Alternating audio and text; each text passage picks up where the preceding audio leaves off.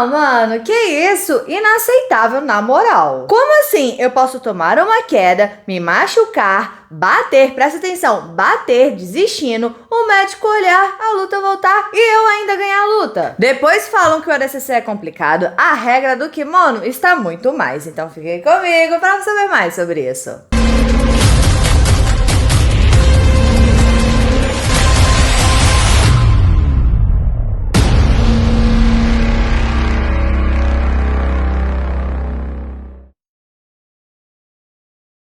Neste sábado, dia 30 de abril, aconteceu o BJJ Stars 8 e como aconteceram tantas coisas nesse card, nós preferimos dividir os resultados em 4 vídeos pra gente não se preocupar com o tempo do vídeo, se está muito longo e assim a gente pode dar mais detalhes. Já saiu aqui no canal um falando sobre o resultado do GP e a performance do Mika que foi espetacular. Se você não assistiu a esse vídeo, eu te aconselho a assisti-lo primeiro. Vai aparecer um cardzinho aqui em cima, basta você clicar que você será redirecionado. E aí depois você volta nesse aqui. Nesse vídeo aqui vou falar sobre a grande polêmica da noite, né? E nos outros 2 próximos vídeos, eu vou falar sobre os resultados das lutas casadas, que era no Gi, e o outro falando sobre a opinião do Gordon Ryan com relação à performance do Preguiça, que vocês já me mandaram mensagem, me marcaram, pedindo para eu traduzir, né? Então, se você ainda não é inscrito no canal, se inscreva aí para você não perder. Então, vamos pra polêmica, né?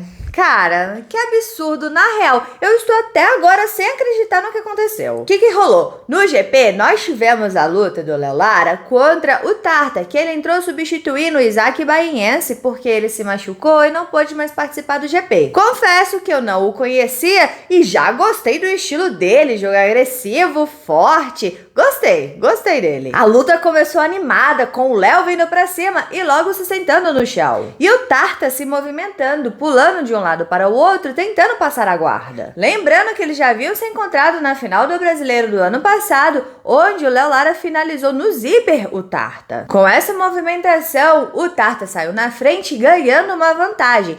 Aí, o Léo Lara, ele fez uma pegada que ele laçou um dos braços do Tarta e quando ele foi estourar essa pegada, o kimono rasgou. Que isso? Que pegada forte, rasgou o kimono zerado dele. Mas o Tarta logo trocou o kimono, então eles voltaram para a luta. O Léo puxou de novo, o Tarta quase pegou as costas do Léo e ganhou mais uma vantagem. O Léo manteve o ritmo alto na luta, aceitou trocar em pé, desequilibrou o Tarta e quase pegou suas costas. E com esse movimento, ele conseguiu 2 vantagens e então a luta empatou. E ao ir pro chão em uma resposta rápida do Tarta, ele quase pegou as costas do Léo e aí ele ficou na frente nas vantagens por 3-2. O Léo se desvencilhou, ficou em pé, puxou para a guarda novamente, só que dessa vez para meia guarda e com tranquilidade ele raspou o Tarta, ganhando assim 2 pontos. O Tarta revidou, entrando debaixo do Léo, cinturando. E aí foi onde aconteceu toda a polêmica. Pô, a luta dos dois estava muito massa de assistir, os dois estavam explosivos, indo para frente, um fazia uma coisa, o outro já dava uma resposta. Mas infelizmente, né, o que aconteceu? Nessa que o Tarta estava cinturando o Léo, ele passou-lhe a banda, só que nisso o joelho do Léo ficou preso e ele se machucou. Nesse movimento de queda, o joelho do Léo torceu, nisso ele bateu várias vezes. Até que o Tarta solta e o árbitro vem ver o que aconteceu. O Léo ficou no chão e foi necessário chamar atendimento médico. Nisso, todo mundo já havia se conformado que havia acabado a luta. Inclusive, os comentaristas falaram sobre essa desistência. A gente já havia até colocado o X no rosto do Léo Lara no background na nossa live. Mas aí o médico olhou, falou que estava tudo bem. A luta voltou, mesmo com o Léo Lara batendo, desistindo. Sendo que quem parou a luta foi ele, não foi o médico, o árbitro foi ele. E aí, ele voltou, o Tarta até pulou nas costas dele, mas acabou ficando por baixo, então o Léo Lara passou a guarda e acabou vencendo essa luta. Cara, que isso? Ele bateu, ele desistiu da luta, ele fez um movimento de desistência. Se ele tivesse sangrando, ou se tivesse acertado o olho dele, ou os Países Baixos, tudo bem, eu entenderia a luta, parar e depois voltar. Mas não, ele bateu. O árbitro principal depois explicou que a desistência dele foi pedindo ajuda médica e não estava em uma finalização encaixada e por isso que a luta voltou. O Alexandre Nascimento também postou falando que isso é normal de acontecer, que inclusive aconteceu na luta do Maurício contra o Mika também, mas infelizmente ele não pôde, ele não conseguiu continuar. E algumas pessoas me mandaram mensagem no direct falando que parece que você pode chamar o médico umas 3 vezes durante a luta, não sei, enfim. Beleza, tá na regra, não foi erro do atleta nem da arbitragem, então na minha opinião foi erro da regra. Como assim? Que regra é essa? 3 tapinhas é desistência e pronto. Até porque tanto na IBJJF quanto na JP tem uma regra que se você alegar cãibra, na hora a luta para, o seu oponente sai como vencedor. Ou seja, a cãibra tem mais valor do que uma torção no joelho? Então, se você sentir cãibra, alega que tá com dor no joelho pra você não perder a luta. Sinceramente, eu não estou entendendo essa regra. Na minha opinião, tinha que ter alguma outra sinalização. Então,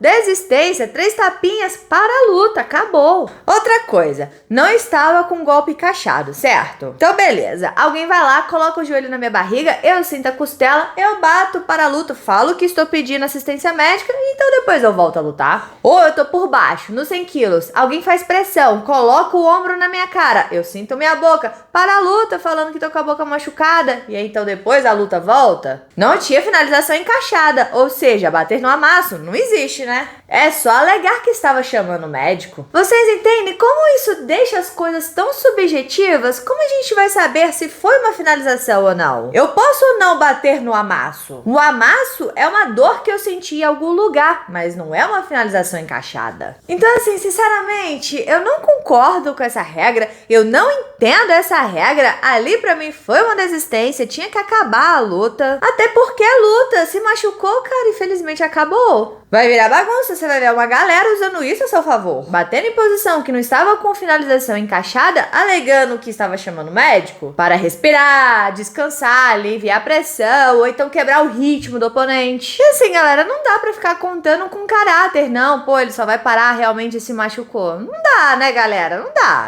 A regra tem que ser clara. Então assim, vocês estão entendendo onde isso pode chegar? E assim, eu não estou criticando aqui o Léo ou a arbitragem, na verdade, eu estou criticando essa regra que pra mim é um absurdo a existência dela. Isso que aconteceu, sinceramente, eu não concordei, não concordo com essa regra. E agora, eu quero saber a opinião de vocês. E aí, vocês concordam ou não concordam com essa regra, com isso tudo que aconteceu? Vocês acham que o Léo tinha que voltar mesmo ou não? A luta tinha que ter acabado ali? Deixa aqui embaixo a sua opinião. Bora conversar sobre isso, porque é sempre bom conversar sobre jiu-jitsu. E não se esqueça de se inscrever no canal, curtir e comentar para dar aquela moral pra Rafa, porque aqui tem vídeo de jiu-jitsu todos os dias.